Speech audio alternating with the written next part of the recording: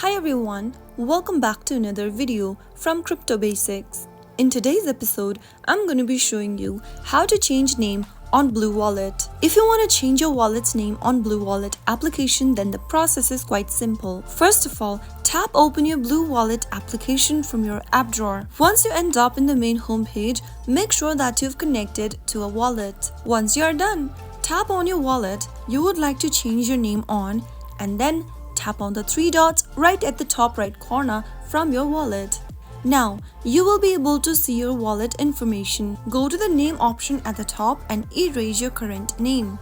Type in the new name you would like to change to for your wallet and tap on save at the top right corner. Soon after you do that, you will be able to change your wallet's name for BlueWallet. And that is how it's easily done.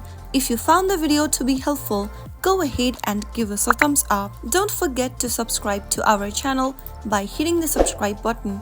Also, press on the bell icon so that you'll never miss another upcoming upload from us. I will be back again in the next episode. Thank you for watching.